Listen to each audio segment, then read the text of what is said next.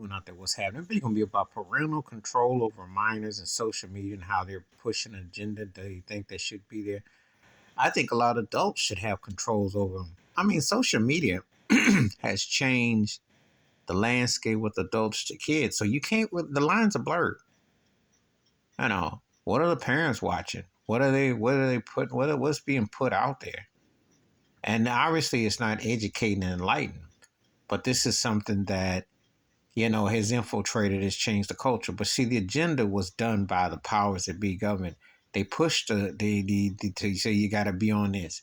And when they coaxed them, Facebook, Meta, all that, it gave a lot of people a platform to infiltrate your business, your personal opinions, your voting habits, your spending habits.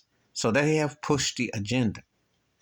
You take someone like Donald Trump, who used it as a pulpit to speak out and to use racist rhetoric and all the other stuff and all the agendas.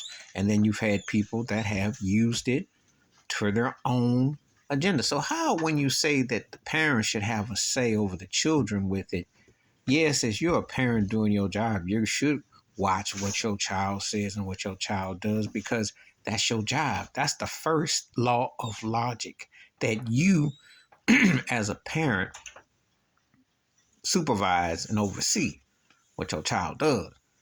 But you can't sit up there and say, oh, well, I saw this couple in Utah boohooing about, the child and everything with social media. Well, who is buying the computer? Who is allowing, who paying the electric bill?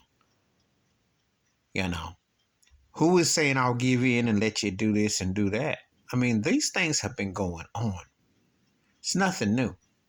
Personally, I think the parents and the children both need counseling about with social media, because unless you're not there for the entertainment purposes or the educational purposes or something like that, or the pleasures or whatever you're going, the other stuff is going to be a lot of mumbo jumbo. But it's a very dangerous device, but it's been passed on with hate groups and all kinds of derogatory and unsuitable material. Okay. That's been pushed as an agenda on purpose by the government. Because I truly believe that if it was a teaching tool, or if it was really leading to more education and enlightenment, it wouldn't have the kind of teeth and the push that it's got. So when people sit there and blame TikTok or blame Facebook, Instagram, first of all, ain't no Instagram models on there. There ain't no ad agency. I didn't see a Miss America pageant. When it become, you can pose, and there's nothing wrong with posing and the pictures, etc. But I didn't know that it was you were going to be casting votes. This is what has happened. People taking this thing to this level and done this to that thing. Or Twitter, where they allow the N-word to be said left and right. They selectively, when they want to put you in their social media jails.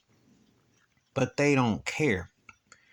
But they target grown people. Style when Joe Biden talks about, they shouldn't be advertising to children. Well, if you go to malls, what do?